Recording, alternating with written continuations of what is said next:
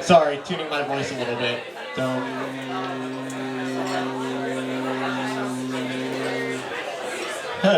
Hello, Pig Piano! How are you guys doing tonight? Glad to hear it, ladies and gentlemen. My name is Art Zager, and I have no expectations about tonight. Yeah! Who else has no expectations about tonight? Yeah! Those are the true heroes. Because if you have no expectations, nothing can get fucked up. So I'm going to talk to you guys a little bit about something that I think we're all at least somewhat familiar with. I'm going to talk about comic books. So, quick round of applause. Who has seen the awesome Netflix series that is Luke Cage? Has anybody seen it? Yeah. For those of you who have not seen it, I'm not going to spoil anything for you. Let me just say that I figured out that the way to tell whether a show is great or not is if you aren't pissed off by major plot points. You aren't pissed off by an overall story, but you're pissed off about minute shit that really shouldn't matter in the grand scheme of things. That is what, in my opinion, defines a great series. And Luke Cage is a great series. Here's the minor thing that pissed me off. There is a character, I'm not going to reveal who it is, but in the comic, she is shot and loses her arm. And so, I told you, there are no spoilers. But, I'm sorry about that. It's a great series. Get your ass moving. So, this character is supposed to lose her arm and get a cybernetic arm. And they had an episode where the character gets shot in the arm. And then she keeps her arm. Now, I don't have a problem with the story being changed. What I have a problem with is a goddamn cock tease. That is the equivalent of an ice cream vendor stopping by in a neighborhood with a line of kids and going like, "Hey kids, you guys want your ice cream?" Okay, he proceeds to scoop every bit in there, licks it, and starts eating it himself, and then drives away. There's your fucking ice cream, kids. That's life. Deal with it. And I heard a really good reasoning for the whole Luke Cage situation. Apparently, Marvel is trying to be a little more realistic with their shows. So they wanted to do something that wouldn't seem so stupid as giving someone a cybernetic arm. And I can respect that. Let me explain the character of Luke Cage, though. Luke Cage is a bulletproof, tall black guy with the strength of what I can only assume is a bull on steroids, who works very closely with a guy who punches fire and is living in the same universe as a giant green angry monster and a guy who can shoot arrows and make it look cool. Let's be realistic here. That is not realistic. So if you're not gonna be completely realistic, ante the fuck up. That's all I'm saying. And a big issue that I have in general with certain comic book related stuff is that sometimes you can love it when you're a kid, but when you go back to it, you're like, wow, this is absolutely terrible. Big example is the original X-Men animated series.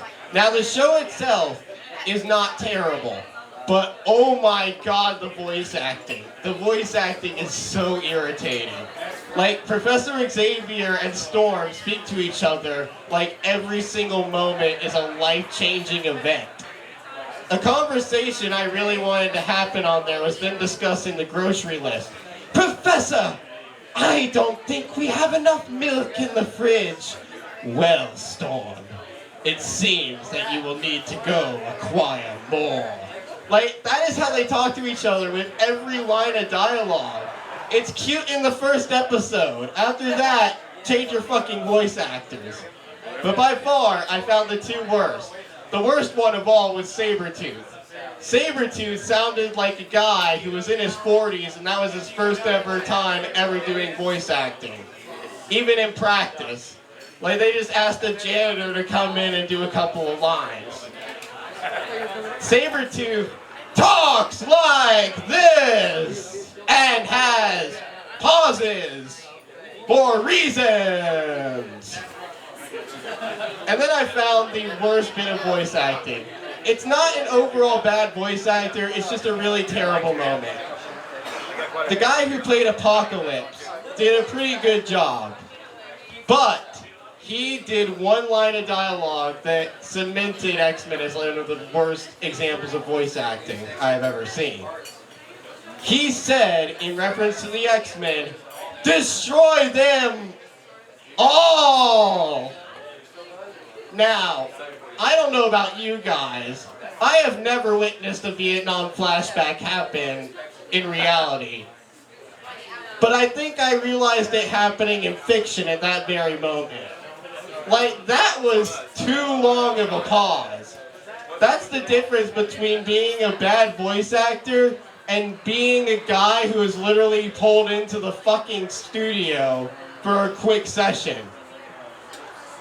And luckily, I'm able to do all this stuff pretty much freely because I work at a comic book shop. And I realized that working at a comic book shop is one of the most unappreciated jobs in terms of getting material for stand-up comedy. Now, I want to talk to you guys about something very spectacular about working in any kind of service or retail job. I want to talk to you a little bit about customers. Customers are fun. They are so fun. In fact, there's one customer who's here that I met him there, and he's here tonight following me up in my little stand-up routine. And when he added me on Facebook, and I was like, oh, wow, this is really cool. Apparently, he only added me because he heard that I did stand-up comedy, because I was talking to him, he's like, oh, you're the guy that works at the shop. Wow, talk about leaving a bad impression.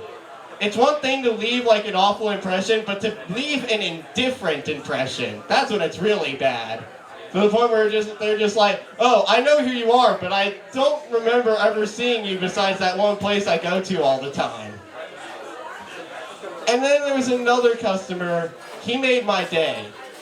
He called 3 separate times asking the exact same thing. I'm not even joking, the exact same thing. He asked the first time, hey, do you have X-Force number 44? Unfortunately, we don't. 5 minutes later, he called back. Hey, any progress on getting that X-Force 44? I don't think so. I don't think UPS is that fast, sir. 5 minutes later, he called back. The comedian inside of me wanted to answer and just be like, look, if you want the dick, just say so. I don't have all day to be spending talking to you about X-Force. And then I figured that it couldn't get worse than that, but it did. Because almost 2 weeks later, about 3 or 4 days ago, give or take, there was this couple that came in that just made me realize, wow, and I thought my life was shitty. At first it was just the woman. She came in and asked me, hey, do you have this Wonder Woman trade paperback? Yes, we do. Here it is. Oh, cool. I'm going to look around for a bit. Immediately after she said, bit, her boyfriend or husband, I don't remember what the relationship was, but it definitely shouldn't have happened, came in, and I swear the first thing that came out of his mouth was complete, utter fun. He said, and I quote, man, what the fuck we need another comic shop in Lakeland for? That's having a good start, ladies and gentlemen. And he spent like 3 minutes straight just bashing comic books and talking about, I've never read a comic book in my life and I'm almost 60 years old. And then this woman showed me that we need to treat more people with respect, she looked up from what she was doing and at the top of her lungs said, "You better shut the fuck up right now." And so I realized immediately these guys were going to be there for a little bit. So I bunkered down and got myself ready for a battle. As it went on, the guy kept talking to me and my boss, and at one point he looked at me and he's like, "Oh, who are your favorite comic book characters?"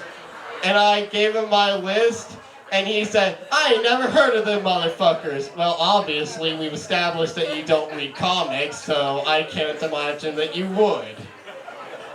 So, and then he starts talking about like, "Oh, feel free to abuse me, she does it all the time." And I laughed it off. I was like, "Oh, that's pretty funny." And then it got time for her to pay for the book. And he was just looking around, just mumbling shit. Like, just, man, what the hell's God Country? This shit, like, what the hell's this supposed to be about?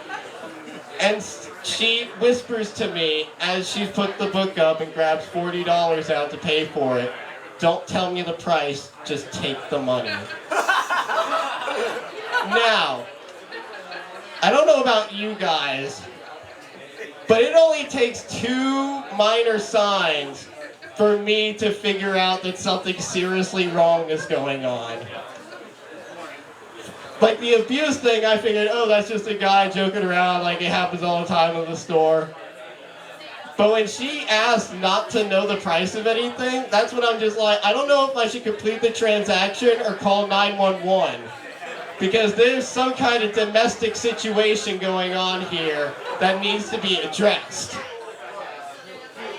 And because I am a horrible human being, I decided to complete the transaction and just say, yeah, this looks like a relationship that should continue going on. I hope that you guys come in again. And when the guy asked me to patch up the bullet wound from when his wife shoots him, I will say, yes, sir, don't worry, I was prepared for this exact situation to happen. That concludes the comedic portion of my set, ladies and gentlemen. Thank you so much. Please welcome up Mr. Chris Smith.